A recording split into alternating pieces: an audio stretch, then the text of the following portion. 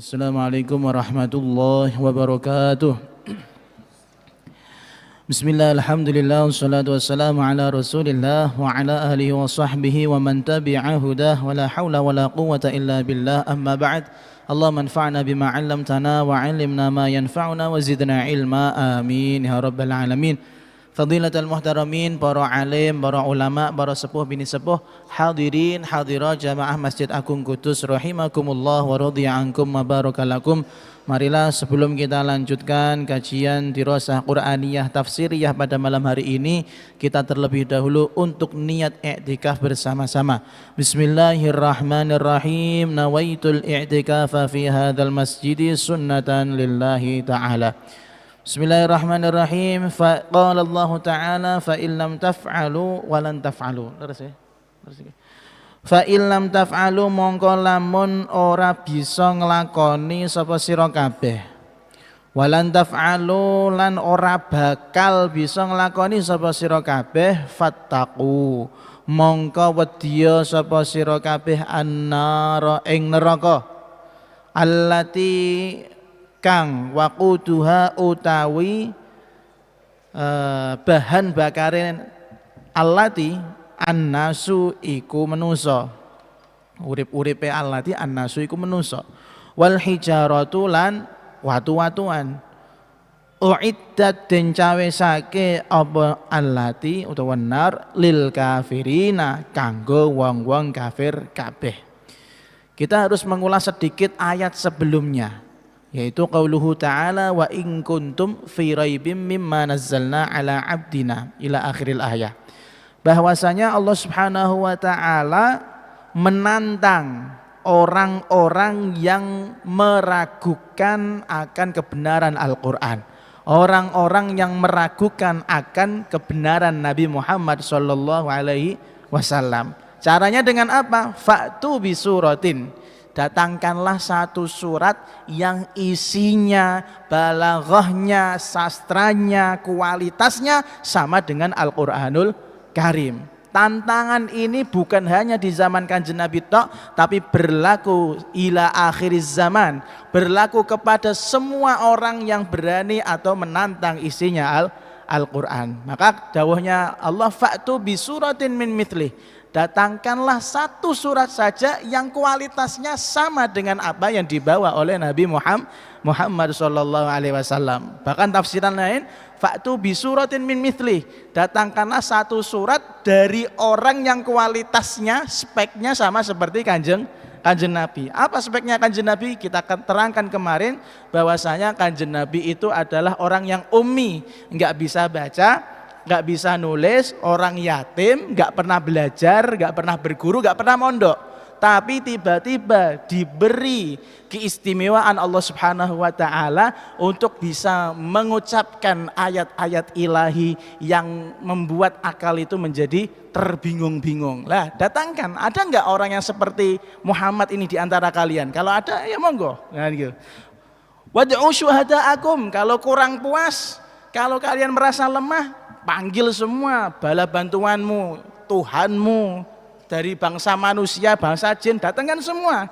In kuntum shodiqin, jika kamu yang kalian tuduhkan kepada Muhammad itu benar. Karena mereka menuduh bahwasanya Quran ini bikinannya Kanjeng Nabi. Kalau memang benar bikinan Kanjeng Nabi, sejak kapan Kanjeng Nabi belajarnya? Kan gitu kan, logikanya seperti itu. Lalu di ayat ini Allah Subhanahu wa taala memberikan kita penjelasan bahwasanya tantangan itu tidak akan pernah bisa dijawab oleh siapapun.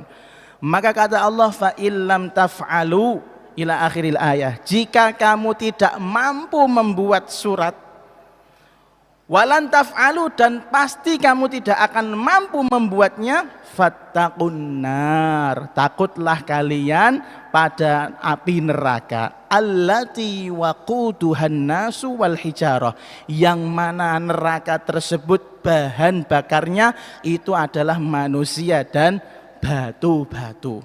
Uiddat lil kafirin, neraka ini disediakan bagi orang-orang kafir. Maka kita bahas sedikit demi sedikit daripada tafsiran ini. Fa illam taf'alu ma umirtum bihi minal ityani bil mithl ba'dama badaltum fis sa'yi ghayatal majhud yakni fima madha wa ghabar wa hadara minaz zaman. Jika kalian wahai orang-orang kafir sudah disuruh mendatangkan satu saja contoh yang sepadan dengan surat di dalam Al-Quran, walaupun dengan usaha yang sebegitu maksimalnya, walan taf'alu, dan pasti kalian tidak akan bisa melakukannya. Kata-kata ini kata Syekh Amin Al-Harari, wadzalika lidzuhuri i'jazil Quran. Kata-kata fa illam taf'alu walan taf'alu, kalian gak bakal bisa dan selamanya tidak akan bisa membuat surat yang seperti Al-Quran. Ini menunjukkan zuhur i'jazil Quran, mukjizatnya Al-Quran. Kemarin sudah kita sampaikan, mukjizat itu apa? Sesuatu yang tidak terbantahkan, sesuatu yang bisa mengalahkan apapun hujah kalian, apapun yang kalian datangkan, Al-Quran tetap akan menang. Makanya lam taf'alu, kalian sekarang nggak bisa bikin, walan taf'alu, di masa depan pun juga tidak akan bisa membikin. Makanya kalau apapun ada orang yang mengaku-ngaku, aku bisa bikin surat seperti Al-Quran, al-filu mal fil wa ma adraka mal fil, wahai apa tuh, gajah, gajah, apa kalian tahu tentang gajah? Apa maknanya? Pengen bandingkan dengan firman Allah, al-qari'atu mal qari'ah wa ma adraka mal qari'ah. Itu beda lah. Yang dibahas kiamat, yang satu bahas gajah. Gak nyambung, gak ada isinya, gedebus ngoten. Maka walan taf'alu, kalian tidak akan bisa membuat surat yang sepadan dengan Al-Quran. Kata Syekh Amin Al-Harari, wa qauluhu walan taf'alu hadhil jumlah al-mu'taridah mu'jizatun bahirah akhbara bihal Quran qabla wuqu'iha. Redaksi Allah mengatakan walan taf'alu, kalau bagi santri-santri paham ini, kalau ada fi'il mudhari' diawali dengan lan, artinya tidak akan mungkin bakal terjadi. Ini kata Syekh Amin Al-Harari, mukjizah bahirah, mukjizat yang sangat jelas. Allah Subhanahu wa taala mengkabarkan kepada kita lewat Al-Qur'an bahwasanya tantangan Al-Qur'an, tantangan dari Allah kepada kafir untuk membuat apa? Surat yang sepadan dengan Al-Qur'an tidak akan bisa diwujudkan dimanapun, kapanpun, siapapun orangnya. Ya, siapapun orangnya. Misal ada orang yang sangat luar biasa balaghahnya, bikin syairan, semuanya alif atau bak yang belajar arut yang ngasih memet sirai itu, belajar ilmu arut sama siapa sekarang? Yi Mustain ya, kalau di TBS ya, belajar itu memet.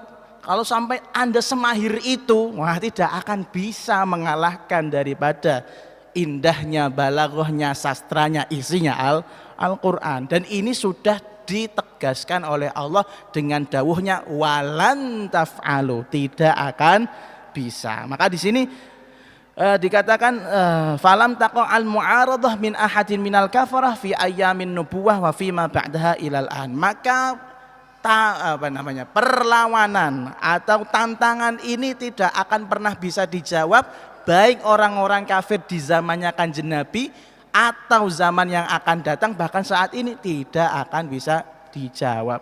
Coba cari kalau ada orang yang membuat surat atau ayat yang semisal dengan Al-Quran, kira-kira tafsirannya berapa?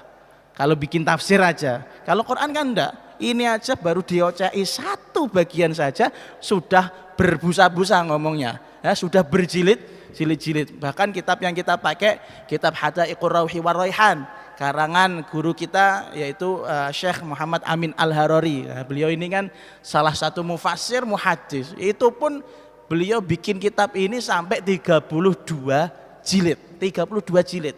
Muridnya bikin lagi muqaddimahnya. Berarti lengkapnya berapa? 33 jilid. Biasa. Nah, nafsiri Al-Qur'an. Dan satu jilidnya itu berkisar sampai 500 sampai 700 halaman. Bayangkan, 500 sampai 700 halaman. Tidak selesai, masih banyak lagi. Itu baru tafsir satu sisi. Belum nanti ada yang tafsir yang bernuansa tasawuf seperti Ruhul Ma'ani atau Ruhul Bayan, ada tafsir yang berdasarkan riwayat-riwayat yang mana diriwayatkan oleh Kanjeng Nabi, diriwayatkan para sahabat tabi'in seperti Al-Imam Ibnu Jarir At-Tabari. Masya Allah, habis ini akal untuk bikin yang seperti itu.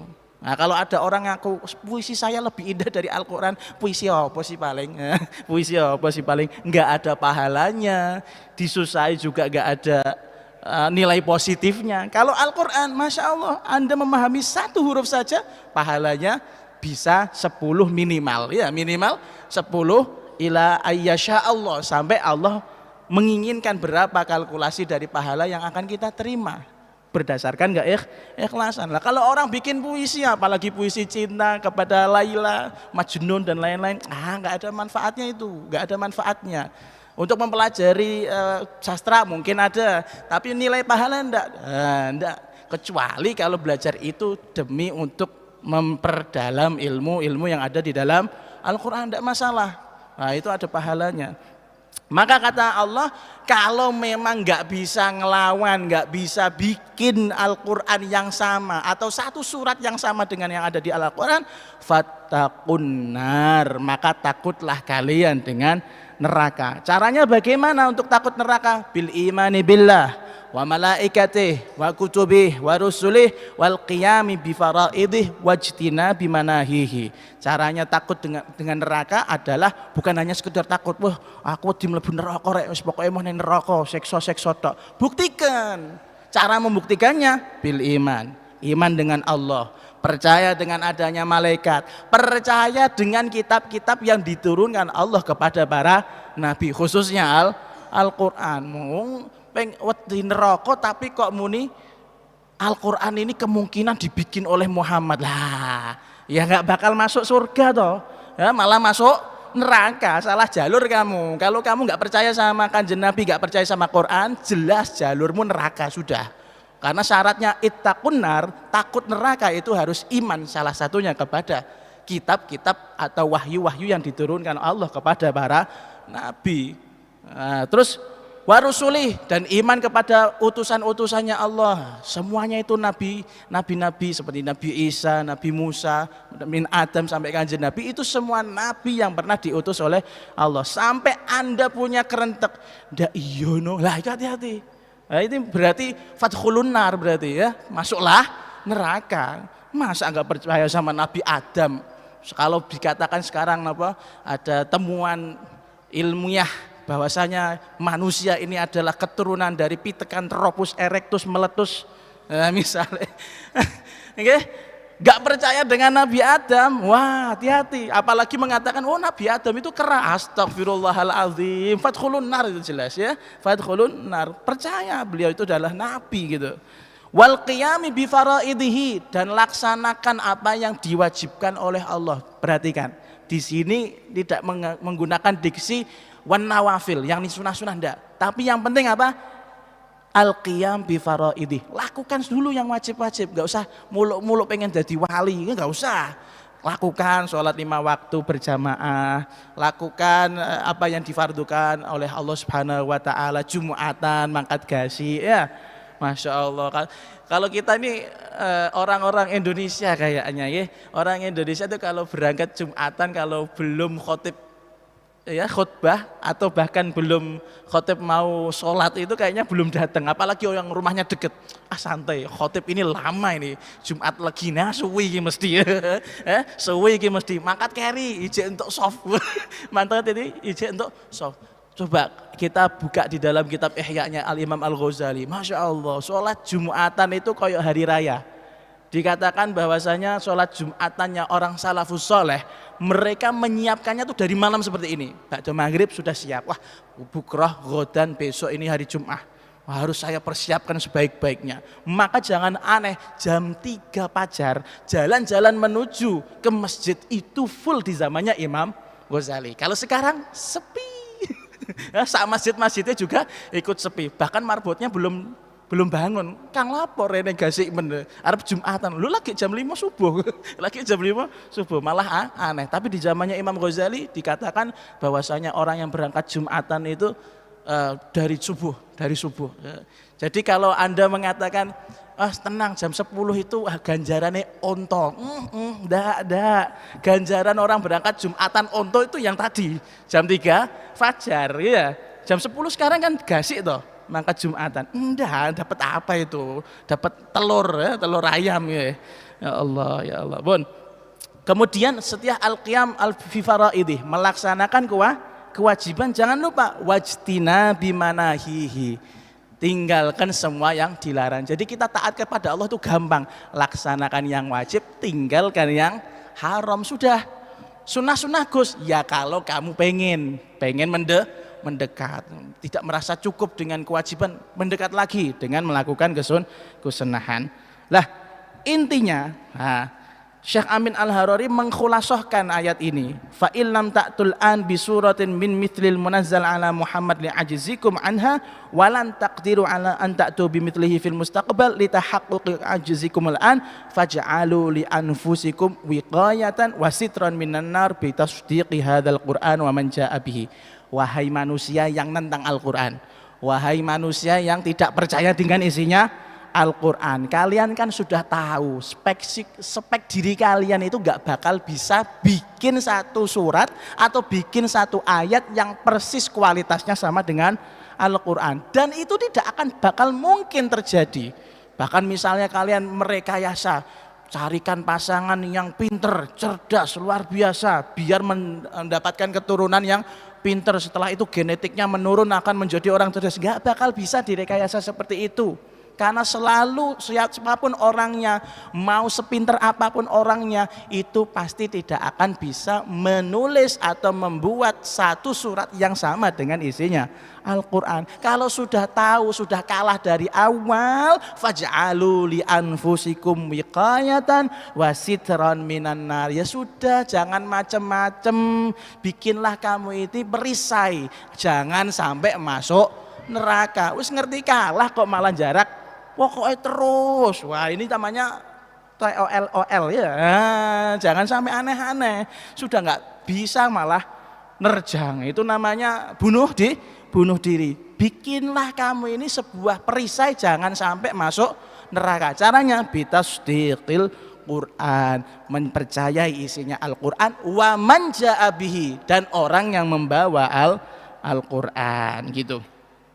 Karena apa? Wa illam tu'minu sirtum min ahlin nar. Kalau kalian sampai tidak percaya, tidak iman dengan Kanjeng Nabi, tidak iman dengan Al-Quran, sirtum ahlin nar, kalian pasti akan menjadi apa? Ahli neraka. Na'udzubillah min dzalik. Li'anna man ittaqan nar tarkal mu'anadah. Karena orang yang takut neraka, menjadikan dirinya perisai, ada penghambat, ada penghalang antara dirinya dengan neraka, dia pasti tidak akan melawan. Contoh gampang, di lalu lintas itu ada dilarang parkir, terus cetok tulisannya P-cret.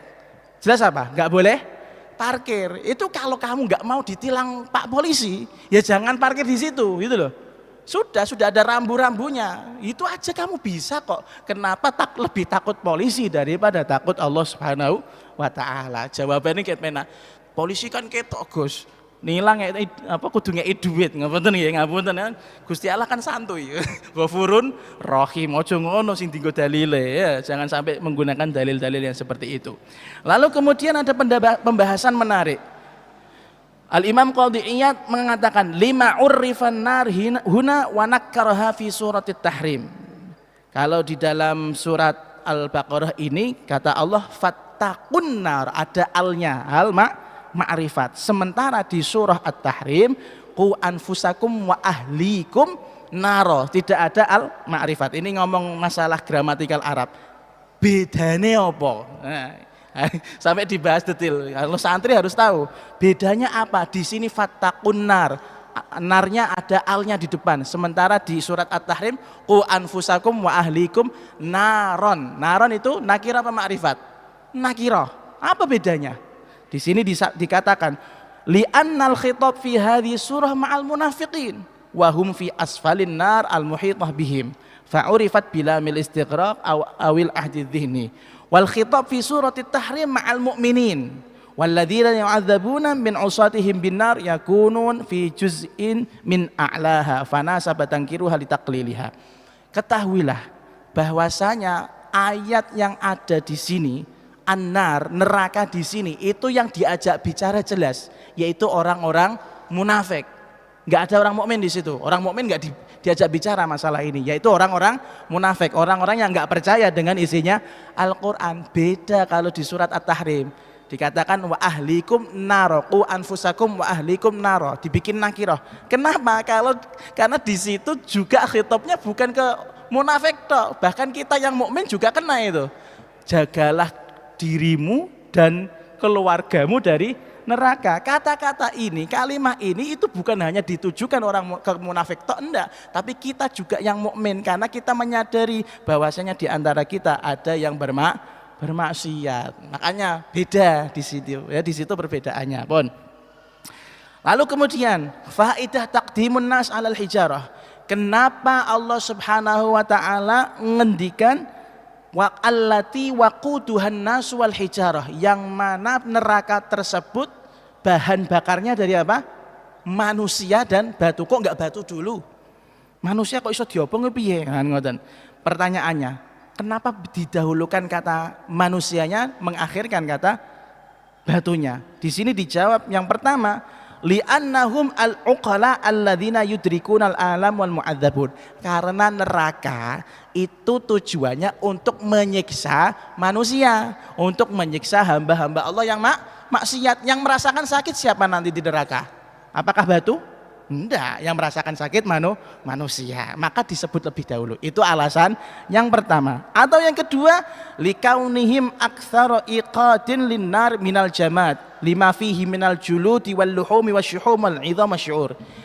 Mengingat bahwasanya jasad manusia itu lebih mudah terbakar dan paling banyak tebakannya daripada sekedar bebatuan. Kalau batu butuh proses, bakarnya lama. Iya, sampai panas betul itu bakarnya lama. Masa ono waktu ngasih umum kan nggak ada toh, ya. Tapi kalau manusia di sate, ada kulitnya, ada dagingnya, ada lemaknya, ya, sate pekeng jadinya. Nah, itu lebih cepat gosongnya, lebih cepat masaknya, lebih cepat matangnya. Maka Allah Subhanahu wa taala menggunakan redaksi allati waquduhan nas wal hijarah, manusia yang menjadi bahan bakarnya, karena manusia ini bahan-bahan apa, dirinya itu mudah terbakar gitu. Au li anna dzalika a'zamu fit takhwif, atau Allah Subhanahu wa taala ingin menakut-nakuti kita. Lu bayang no, neraka api itu biasanya bahan bakarnya ya dari areng, ya, batu bara, lalu kemudian apalagi kayu dan lain-lain. Ini bayangkan manusia diobong piye jal. Ya, berarti tujuannya Allah apa? Menakut-nakutkan manusia dengan apa yang akan diterimanya nanti di neraka, yaitu diazab. Di perkataan ini saya teringat sebuah cerita. Ceritanya Al-Imam Abu Hanifah. Wallahu alam, nanti ceritanya bisa diverifikasi apakah ada sanadnya atau tidak. Tapi wallahu alam, ini mungkin sampean sudah pernah mendengarkannya. Cerita tentang Imam Abu Hanifah yang mana mendebat dengan orang ateis, ya, al-mulhidin. Jadi Imam Abu Hanifah itu suatu saat masa kecilnya beliau itu ngaji sama Syekh Ahmad. Lalu kemudian suatu saat beliau bermimpi bahwasanya ada pohon yang rindang bagus tapi ditutuk-tutuki atau dikerok sama babi. Nah, ada babi ingin berusaha merubuhkan pohon. Lalu sampai pada akhirnya semuanya sudah agak jatuh semuanya, buah-buahnya dan lain-lain, hingga tinggal satu cabang yang kecil mau dirobohkan oleh si babi tersebut. Tapi qadarallah masya, si babi ini di dalam mimpinya Imam Abu Hanifah dituapuk dase, ditapuk, dipukul, akhirnya jatuh menjadi orang soleh, ya, dan bahkan dia beribadah di bawah pohon tersebut. Ini mimpi. Lah, karena beliau punya guru, akhirnya cepat-cepat bangun. Wah, saya mimpi aneh ini, babi kok apa tadi mau berusaha menumbangkan pohon besar, kok berhasil, hampir berhasil. Akhirnya ketika beliau sowan kepada gurunya Hamad ibn Salman, Syekh Hamad bin Salman itu ternyata dalam keadaan murung, dalam keadaan yang susah. Maka ketika mau menyampaikan soalnya nggak jadi. Nah ini adab. Kalau kamu lihat gurumu lagi susah, galau, jangan kamu deketi, Gus saya lagi galau Gus, putus cinta, astagfirullahaladzim. Murid nggak tahu diri ya. Nah, gurunya lagi galau malah dia mau curhat putus cinta, nggak nyambung. Malah bocah yang nggak tahu diri itu namanya. Al-Imam Abu Hanifah melihat gurunya galau nggak jadi bertanya.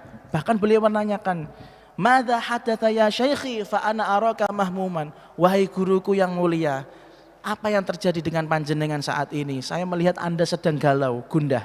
Maka Syekh Hamad mengatakan, wahai Abu Hanifah, ketahuilah bahwasanya kemarin saya mendapatkan perintah dari khalifah untuk datang ke tempat beliau. Tujuannya apa? Ada orang-orang ateis yang mau mendebat dengan saya, yang mau meragukan kebenaran agama Islam. Orang-orang ateis ini la yu'minuna billah. Mereka tidak percaya dengan adanya Allah Subhanahu wa taala, dan mereka punya konsep laisa lit tabi'ah khaliq, bahwa alam semesta ini enggak ada yang menciptakan. Yusen ono dewe gitu loh. Lah saya tuh bingung bagaimana cara jawabnya orang-orang yang seperti itu.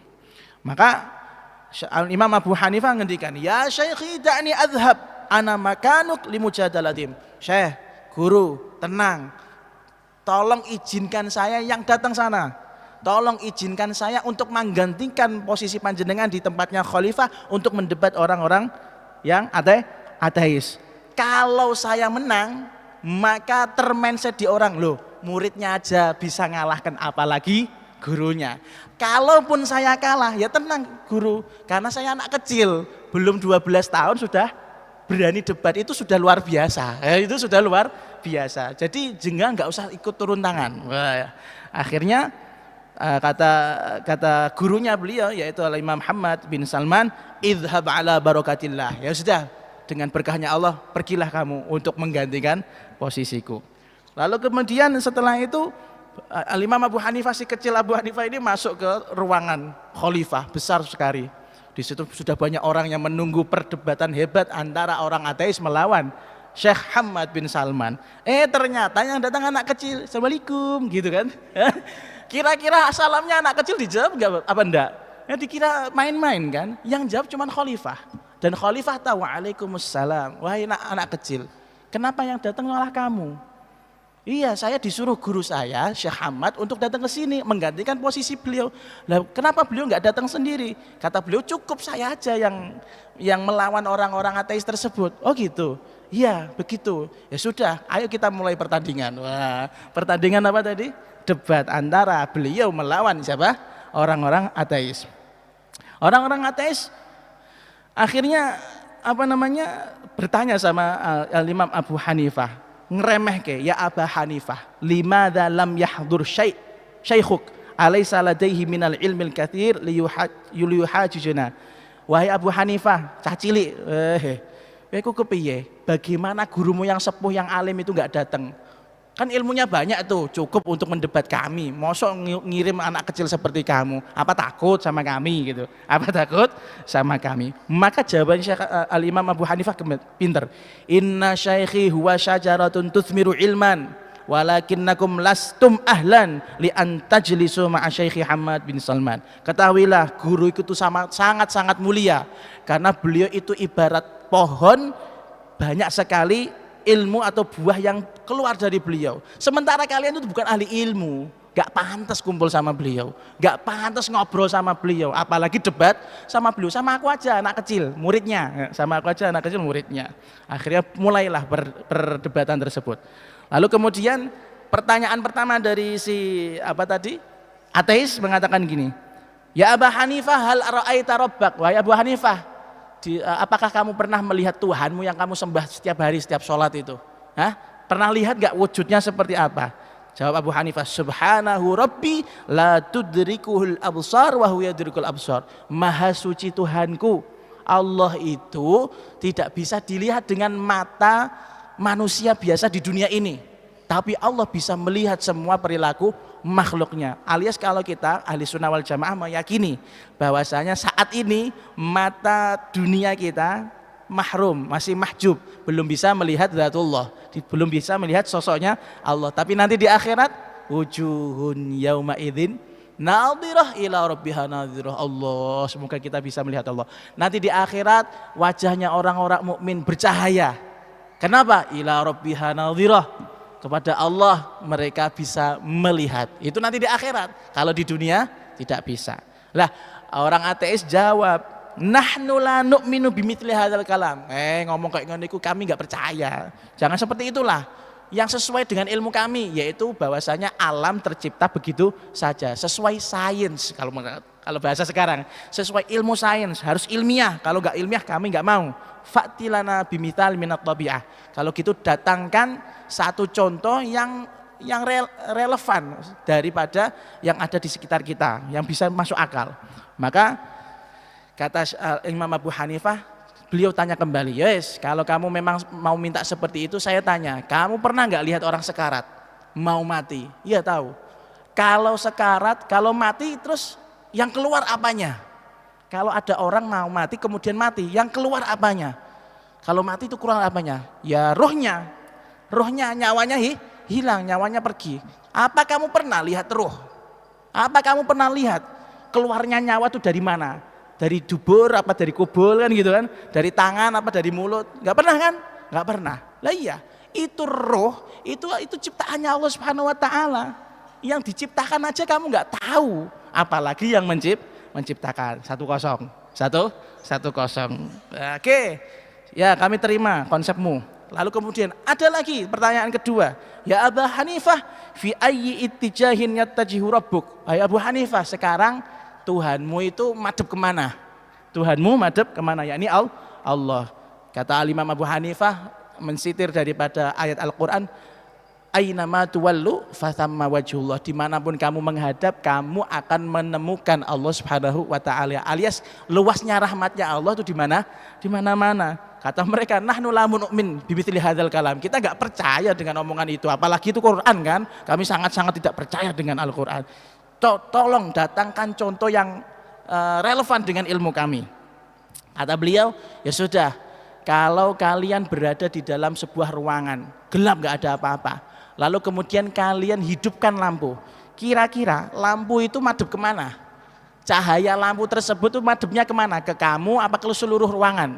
Dijawab sama orang ateis, ya ke seluruh ruangan. Ya sudah, Allah juga seperti itu. Enggak, itu cuma cahaya loh ya, enggak madhep ke kamu. Itu aja kamu bingung kok mendeskripsikannya kan, enggak bisa mendetilkannya. Nah, apalagi ini Allah, nurun ala nur, cahaya di atas cahaya lampu ya kadang masih ketutupan tembok, ketutupan apa kan gitu. Tapi Allah enggak, nurun ala nur.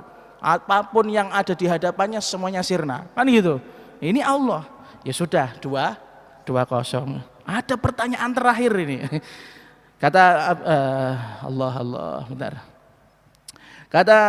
Kata siapa tadi?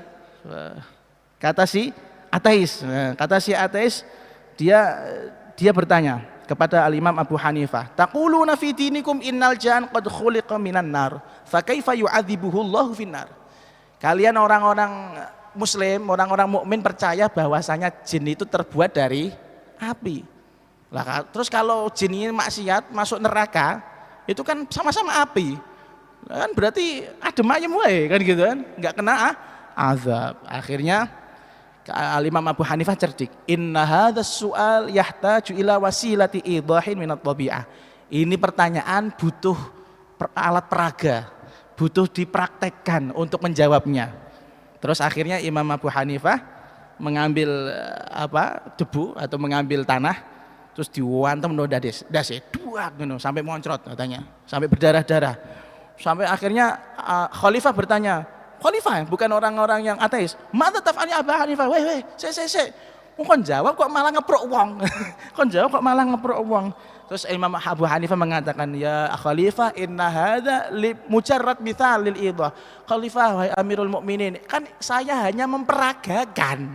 Ini dia dari tanah. Sementara yang saya antemkan juga tanah. Kenapa dia merasa sakit sampai bonjrot sirahe? Kan harusnya ya, harusnya kan gitu ya. Harusnya enggak kenapa-kenapa. Nyatanya dia bocor kepalanya. Kaifandur kaifa udzibatin bitin. Lihatlah.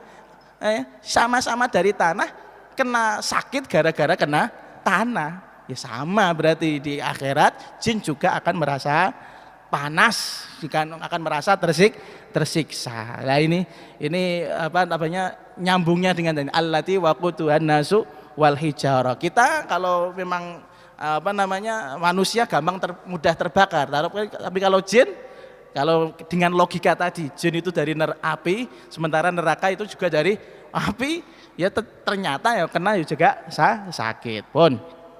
Lalu kemudian wal hijarah, al hijarah artinya bara. Limadza ju'ila hadabun nar minal hijarah? Kenapa salah satu bahan daripada api neraka itu diambil dari bebatuan? Jawabnya yang pertama, Syekh Amin Al-Harani mengatakan li sur'ati ittiqadiha. Karena dia tuh kalau terbakar cepat, batu bara, areng, bukhur itu loh biasanya sampean cekel ini, bukhur ini ya itu kalau terbakar cepat. Wa bud'i khumudiha, kalau dia mati lambat, butuh waktu yang lama. Wa syiddati harriha, kalau panasnya di atas rata-rata. Wa qubhi raihatiha, dan baunya busuk. Kalau sampean ini kan bukhur sudah nggih. Batu bukhur ini sudah dimodif. Tapi kalau yang batu asli, batu bara asli kan ambune enggak enak toh. Ngambilnya enggak enak. Walusuqiha bil badan, kalau dibakar kemudian kena badan kita, nempelnya sangat lengket. Nah, ini makanya salah satu bahan daripada api neraka itu adalah batu bara. Atau yang dimaksud batu di sini al-hijarah hiyal asnam allati abaduha. Batu yang dimaksud di sini ya berhala-berhala yang mereka bikin, yang mereka sembah. Artinya apa? Allah Subhanahu wa taala mengatakan kamu masuk neraka bersama Tuhan-Tuhanmu. Tuhan kok masuk neraka gitu loh. Nah, Tuhan kok masuk neraka. Makanya liyatahaqqaqu annahum udzibu biibadatiha, supaya mereka sadar nanti di akhirat bahwasanya Allah mengazab mereka itu karena memang menyembah sama hal yang tidak patut untuk disembah. Nyembah Tuhan kok Tuhan ikut masuk neraka. Ini kan logika yang enggak masuk akal. Terus qala ta'ala innakum wa ma ta'buduna min dunillahi hasabu jahannam. Ketahuilah wahai orang-orang kafir, kalian dan apa yang kalian sembah itu adalah urip-uripe neraka ya, menjadi bahan bakar neraka. Wal kafiru abatas sanam wa'tamadahu wa rajahu fa'udziba bihi izharan li jahlihi wa qat'an li amalihi. Orang-orang kafir yang menyembah berhala, yang mana berharap sama berhala, minta-minta sama berhala, nanti di akhirat diadab bersama berhala yang disembahnya. Untuk apa? Untuk menunjukkan betapa tololnya dia di dunia menyembah hal yang bakalnya nanti masuk neraka bersama dia. Ya gitu. Mau diharap-harap mohon syafaatnya kok malah ikut masuk neraka. Kalau minta syafaat sama Rasulullah Shallallahu Alaihi Wasallam ya gitu kan. Kalau minta syafaat sama panitianya Rasulullah siapa? Para malaikat, anak-anak yang hafal Al-Quran itu jelas panitia syafaat itu.